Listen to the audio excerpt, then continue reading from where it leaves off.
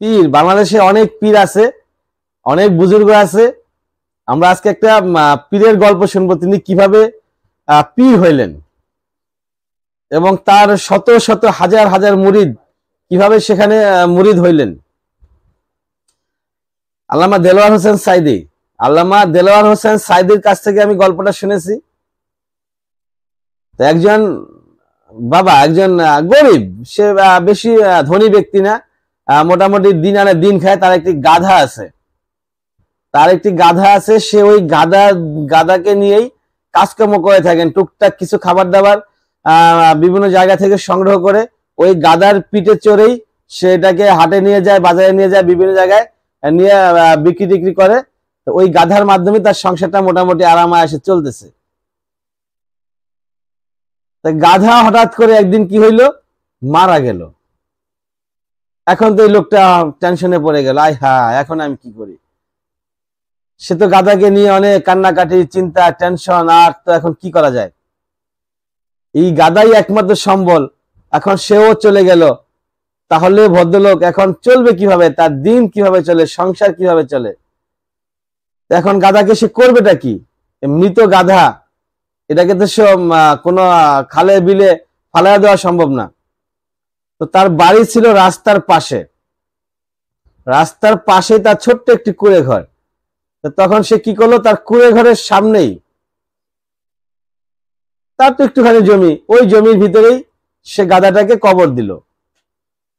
কবর টবর দিয়ে সেখানে বসে সে কান্নাকাটি করতেছে।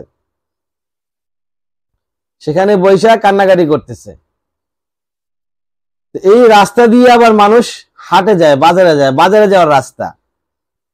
এখন কিছু লোক যখন বাজারে যাচ্ছে তখন দেখতেছে লোকটা এখানে বসে কান্নাকাটি করতেছে।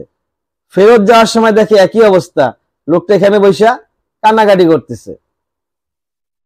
তখন কিছু লোক ভাবলো যে আসলে লোকটা হয়তো মহা বিপদে আছে বা ঝামেলায় আছে, অভাবে আছে, তাকে কিছু দিয়ে যাই।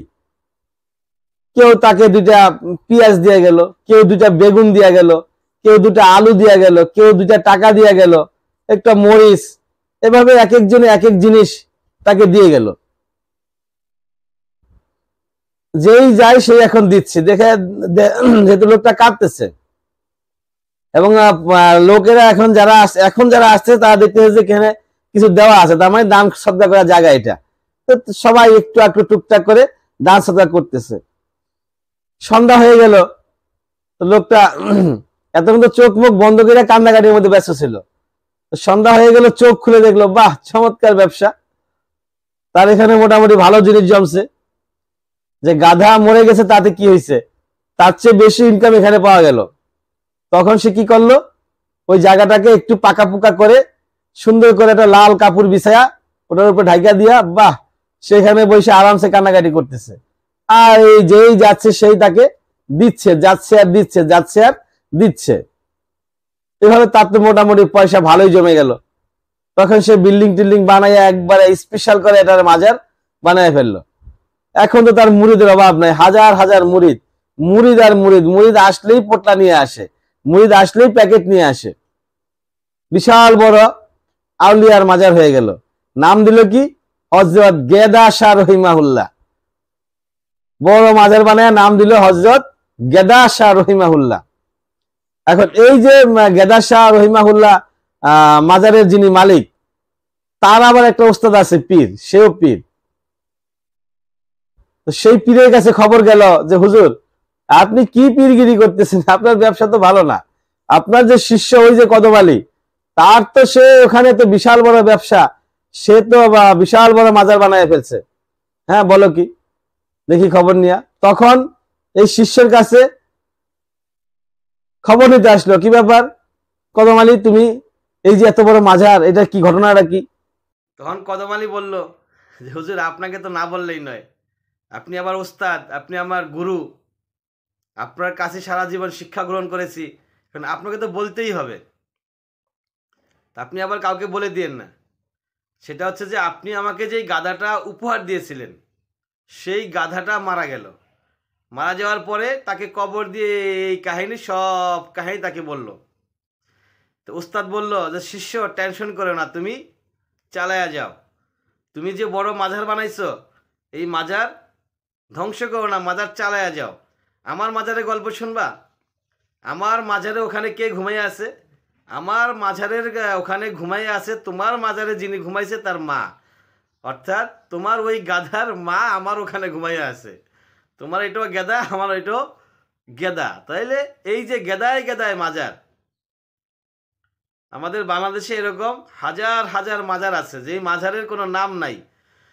কে মারা গেল, কোন ব্যক্তি মারা গেল, কি তার পরিচয়, সে ব্যক্তি নামাজ রোজা পড়তো কিনা, হজ জায়গার দান সাদাকা করতো কিনা, এগুলো আমরা কিচ্ছু জানি না। মাজার তালা বাবা, তালা বাবার মাজার, লোহা বাবার মাজার, কামিজ বাবার মাজার। অর্থাৎ এক ব্যক্তি কামিজ পরে ঘুরতেন, সে মারা গেছে কামিজ বাবা, লোহা গায়ে দিয়ে ঘুরে।